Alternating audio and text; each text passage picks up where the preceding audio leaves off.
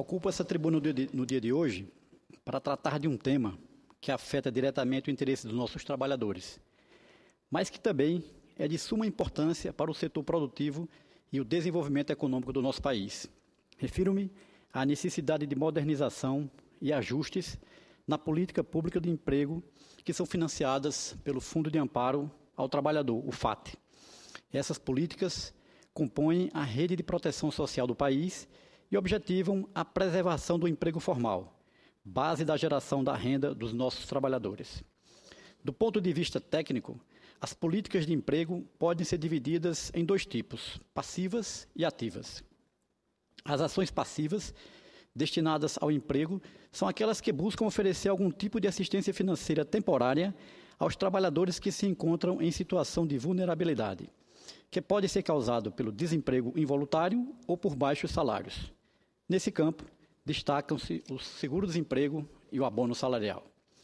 Já as políticas ativas objetivam fortalecer a posição do trabalhador diante dos desafios que surgem no mercado de trabalho. São aquelas que têm como metas prolongar o tempo de permanência dos trabalhadores na condição de empregados, reduzir o tempo de recolocação dos trabalhadores desempregados, aumentar a probabilidade de inserção no mercado de trabalho e fomentar processos de geração de oportunidades de trabalho e renda.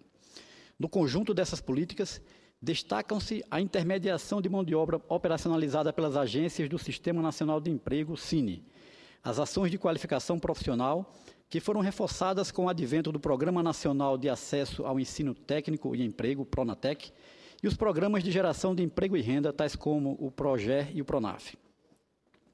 Cabe destacar que, enquanto o FAT aloca 99% dos seus recursos em políticas passivas de emprego, os países da OCDE apresentam uma participação mais equilibrada, investindo 59% dos seus recursos nessas políticas. Em 2013, os investimentos de intermediação da mão de obra foram de apenas 117 milhões de reais, enquanto os gastos com seguro-desemprego e abono salarial alcançaram 47 bilhões. E ao longo de uma década, a participação desses gastos na proporção do PIB quase dobrou, passando de 0,51% do PIB em 2004 para 0,94% do PIB em 2014.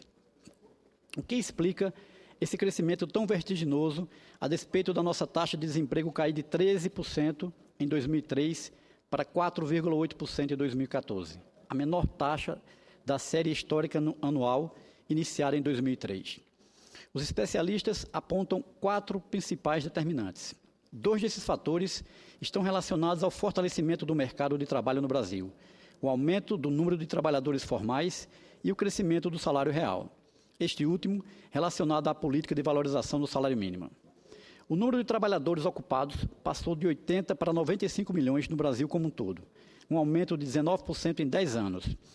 Mais importante, a porcentagem de trabalhadores formais com carteira assinada passou de 53% para 63% dos trabalhadores ocupados nas regiões metropolitanas. Assim, o número de pessoas que têm direito ao seguro-desemprego, em caso de demissão, aumentou de 7 para 12 milhões nas regiões metropolitanas e de 25 para 39 milhões no Brasil como um todo, um aumento de mais de 50% em 10 anos. Além disso, o salário médio real do empregado formal, que é a base para cálculo do seguro-desemprego, aumentou 37% nesse período. Finalmente, o número de trabalhadores com direito ao abono salarial cresceu quase 150%, pois os aumentos do valor real do salário mínimo fizeram com que a grande parte da força de trabalho passasse a ganhar entre 1 e 2 salários mínimos, fazendo jus, portanto, ao abono. Por outro lado, os outros 2 determinantes não são de caráter positivo. Primeiro, um elevado índice de rotatividade no mercado de trabalho. Nas demissões sem justa causa, esse indicador alcançou 43% em 2012. Isso significa que para cada grupo de 100 empregados, 43 são demitidos por ano. Em setores como a construção civil e a agricultura, os índices são ainda maiores, alcançando 87% e 66%, respectivamente. Além disso, a elevada taxa de rotatividade tem se concentrado na população mais jovem.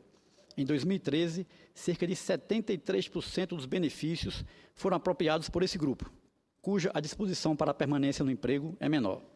Portanto, a alta rotatividade, aliada à formalização da mão de obra, pressiona os gastos com seguro-desemprego, o que exige ajustes para conter um crescimento acelerado dos dispêndios. Um outro determinante reside no aumento do número de fraudes no seguro-desemprego, identificadas em diversos estados do país, sob as mais variadas formas, que vão desde a utilização de CNPJ de empresas fantasmas, passando pela contratação de empregados ainda recebendo parcelas dos benefícios, até o uso de informações de bancos e dados do Cine para gerar encerramento dos vínculos trabalhistas falsos.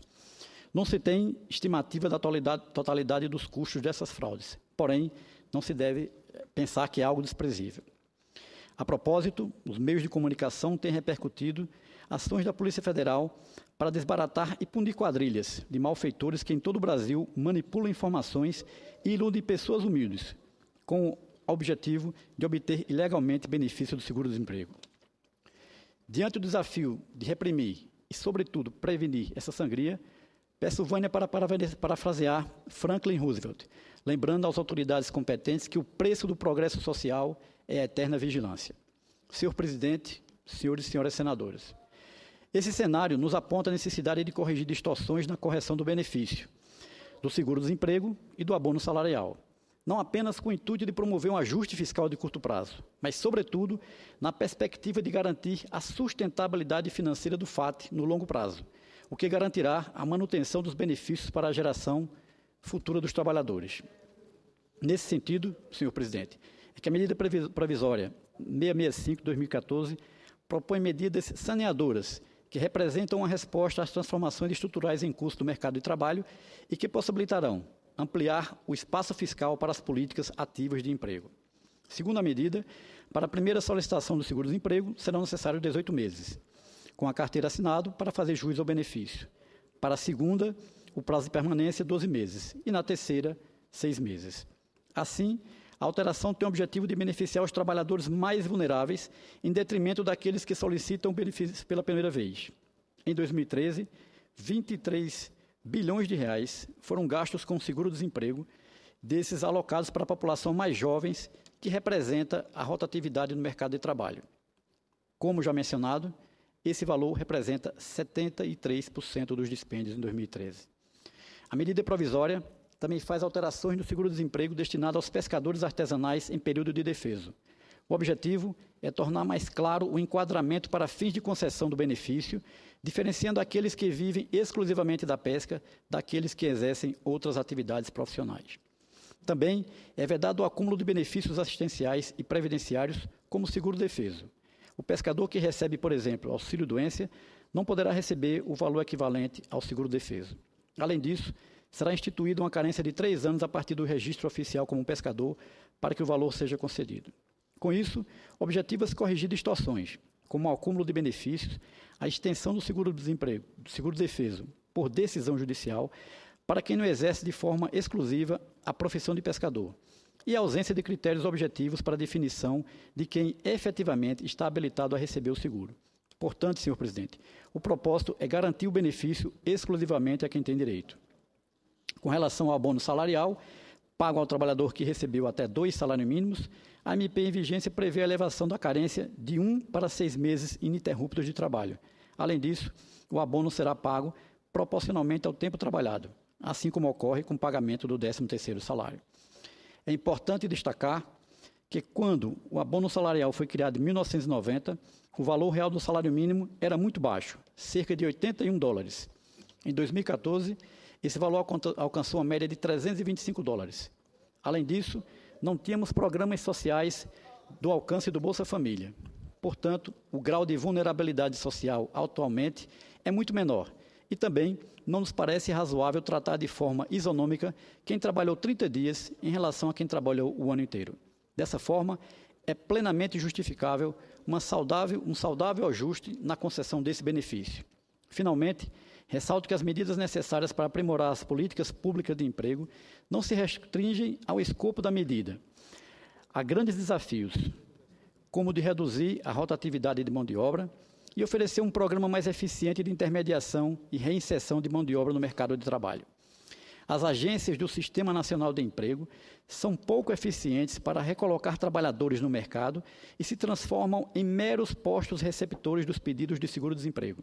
Segundo estimativas do Ministério do Trabalho, essas agências conseguem preencher apenas 4% das vagas oferecidas e perdem de longe para as empresas que fazem seus próprios processos de recrutamento. Dos mais de 3 milhões de vagas ofertadas pelas empresas por meio do Cine, apenas 800 mil foram ocupadas em 2013.